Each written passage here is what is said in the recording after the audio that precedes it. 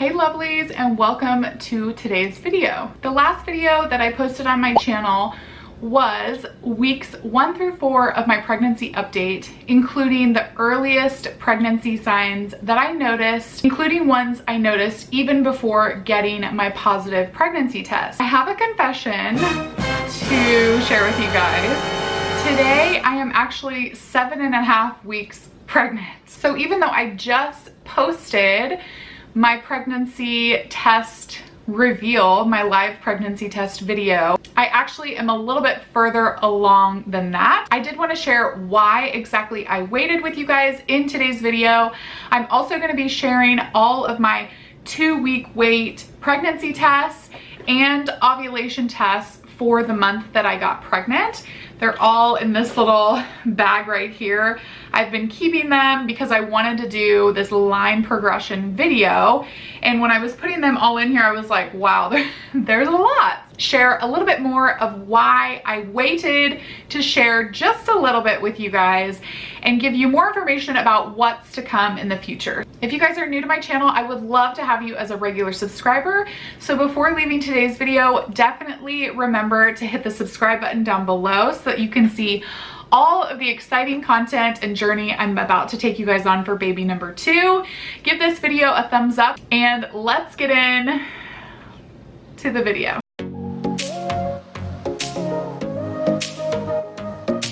So first of all, I want to say thank you so much to all of those that are new to my channel, that have found me maybe through the live pregnancy test video and are here sharing your own journey with me in the comments, or those of you who have DM'd me. I am so excited to have so many new faces on my channel, and I'm really excited to continue to share this journey with you guys and get to know all of you a little bit more. Something I've always mentioned in my previous TTC videos on my channel is if you know somebody who's going through a similar type of situation, if they're trying to conceive themselves and you don't really know how to connect with them, or you feel like maybe they feel a little bit alone, I would highly recommend that you share my TTC playlist with them, or any of the specific videos that you would find most applicable to their situation. One thing I've learned from being in this TTC community for a little over 6 months is that even though so many people are going through a lot of really similar things, it's really hard to not feel completely alone. So I appreciate you guys sharing this video with your family and friends. And for anybody who's brand new to my channel, I will just say my name is Alyse. Welcome to the Sykes Fam channel. I really appreciate you clicking on today's video and watching. My husband, Donald, and I already have one daughter. Her name is Kala. Darla? What did I say? Kala just turned 2 years old, and we also have an extremely stubborn basset hound named Darla, who every single time I try to film desperately needs something. So we did have a pregnancy in February earlier this year.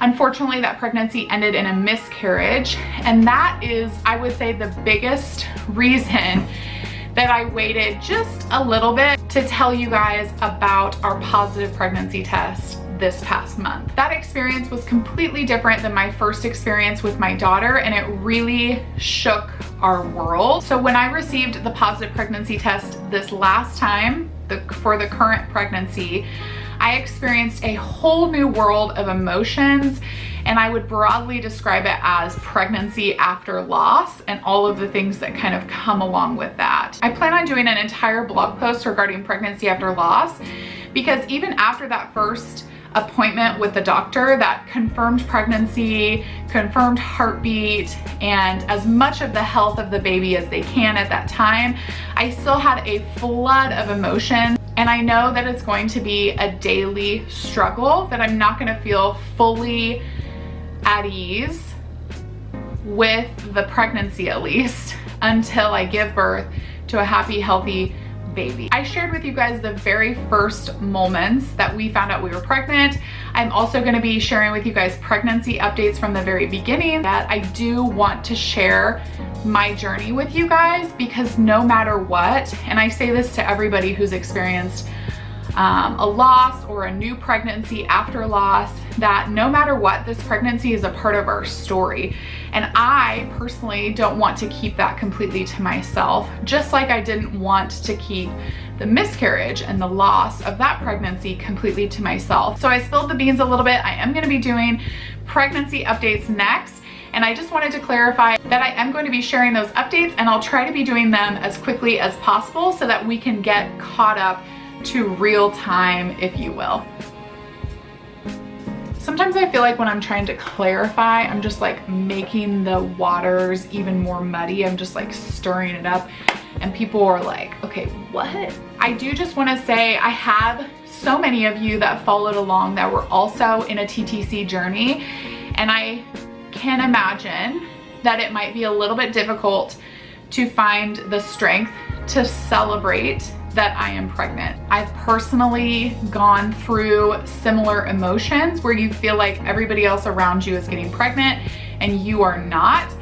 And I just want to say that I see you guys. I still appreciate you so much being here and being able to maybe set aside some of your struggle to be able to congratulate me and to be happy for this experience that I'm getting to go through currently. Please know that you are never alone. If you guys still want to talk more, I know some of you reached out and asked like what exactly I did to get pregnant, and if you guys are interested enough, I will go ahead and make a video that like detail maps everything for this last cycle that we did to attempt to get pregnant.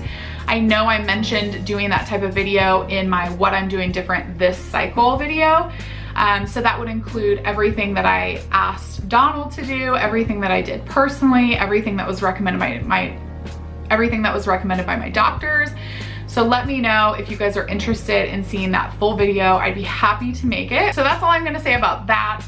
If you guys still have questions, of course, leave them down below or DM me over on Instagram. You guys know that you can always do that. Now I'm gonna take a couple minutes to lay out all of these lines, do a line progression for you. 2 hours later. All right, line progression time. So the first thing I'm gonna share with you guys is my ovulation test. So again, these are from what, 7.5 weeks ago. So they're a little bit faded, so just work with me, but I'm going to talk to you guys about my process a little bit and then share a couple tips that I'll also go into more detail if and when I actually do the video where I'm sharing like everything we've done.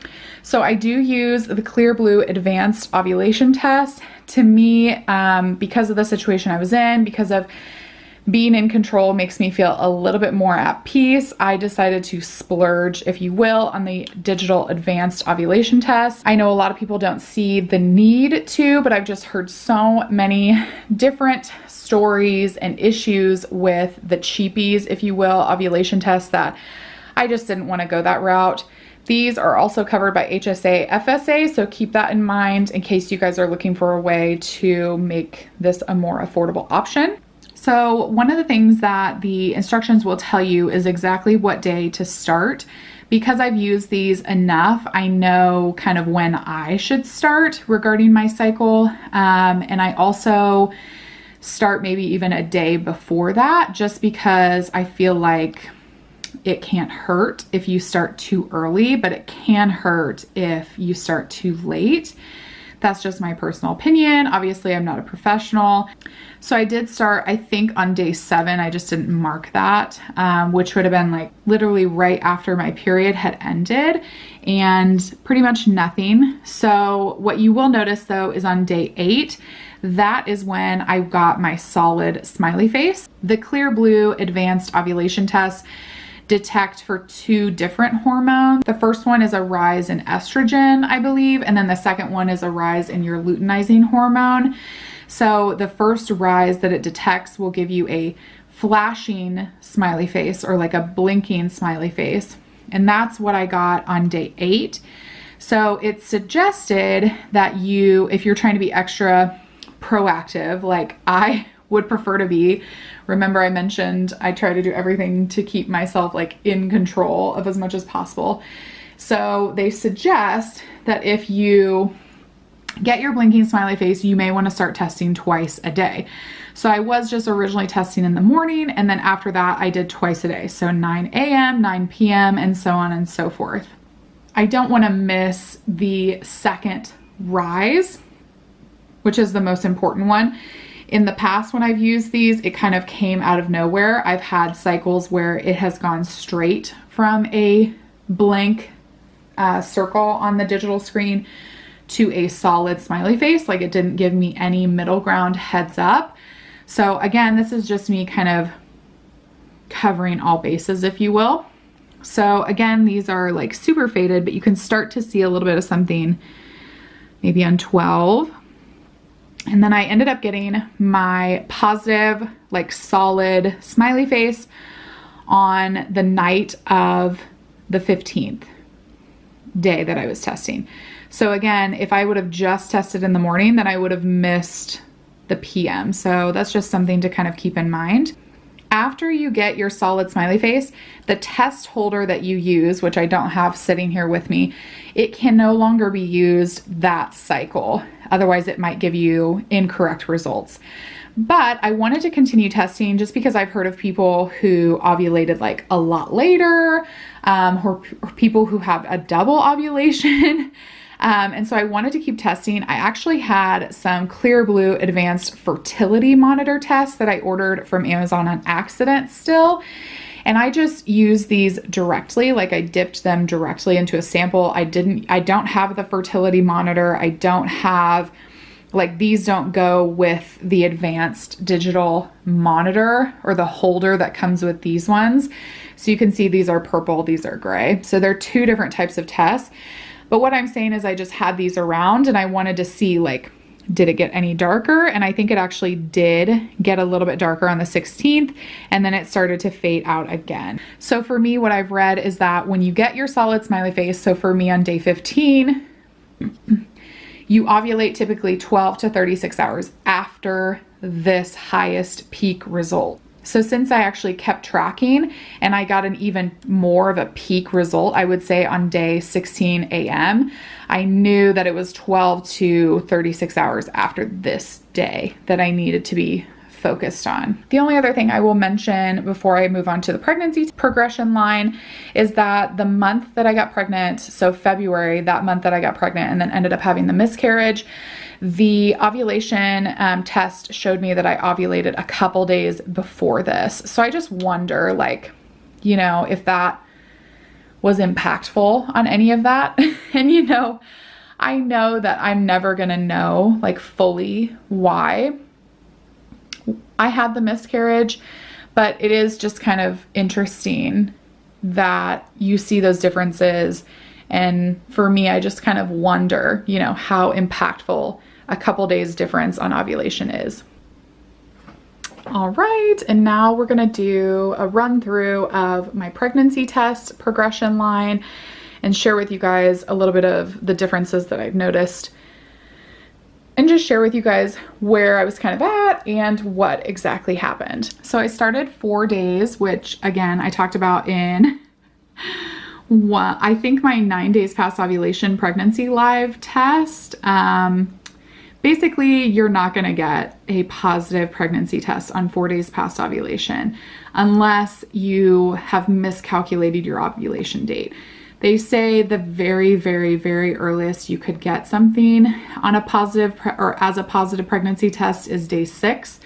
So day 4, day 5 past ovulation, which again, I calculated based off of my ovulation test that I just shared with you, nothing. Day 6, I was starting to like already freak out, and I cracked day 6 open just to see if I could see it any clearer. Does anybody else do that? Does anybody else do that? Please, somebody tell me they do that so I don't feel crazy. Day 7, you guys can see now that it's dried. It does have a pink line, but the day that I took it, there was nothing. So I think that's interesting. This happens with all of my pregnancies. So I know you're not supposed to read it after a certain time, but positive pregnancy tests for me will turn positive like as they age, if that makes any sense. So then again, 8 days past ovulation, when I took this, there was nothing, but you guys can see like the faintest little line right there that's now shown up as it's aged, which is kind of gross. This one's gross. Not really sure why it's so gross, but I can see, I know the camera's probably not gonna be able to pick it up, but I can see a little bit of a line there. And this is the day that I talked to you guys about in my 9 days past ovulation live test as being like the confusing day, because 8 days past ovulation in the PM, I got a faint, let's see if it'll focus. I got the faintest line. I was like, why would I get a positive, like a semi-positive on the cheapie, but I wouldn't get a positive, a semi-positive on the first response? Because these are supposed to be so much more sensitive. I was losing my mind over it. Like I was like, what is going on? Moving on to 9 days. That's when again, what's weird is on 9 days past ovulation, there's really nothing on it, even now that it's aged.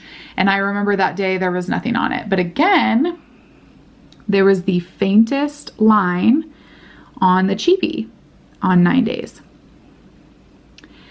Then 10 days past ovulation is when I shared with you guys the live pregnancy test video where I did find out a positive pregnancy test from all 3 tests. So this one, this one, this one. Oh, and this one. What I did was I took these 2, these 3, and then after I found positive pregnancy tests on these 3, I tried to take a digital and it showed up, like there's a line there, but it just wasn't enough to be positive. So then I ended up getting my positive digital test at around 12 days past ovulation, which is when I did another first response as well. That is something else that I noticed different from my pregnancy in March or my pregnancy in February to this pregnancy. My pregnancy in February, it took weeks for me to get a positive pregnancy test on a digital, whereas this one came back really quickly, thank God. And then over there are all of the tests that I've taken since finding out I was pregnant, leading up until I went in for my first appointment. So that is definitely something that I've like learned to cope with. And I think is a symptom of pregnancy after loss. I wanted to continue seeing the positive. I wanted to continue to see it get darker, which it did. And I know that's not always a true indicator, but for me, it helped me feel more comfortable to continue to see those positive tests. All right, you guys, that is it for today's video. I really hope you enjoyed it. Hope you enjoyed hearing me go into more detail on some of the things specifically that I think were interesting to know and tips that I would take myself for any time that we try to conceive in the future if we have future children. Again, if you guys are new to my channel, thank you so much for being here. I would really love it if you hit the subscribe button down below before you leave so we can have you as a regular subscriber. Give this video a thumbs up if you liked it and you are excited for all the pregnancy content coming your guys' way. And I will see you in the next video.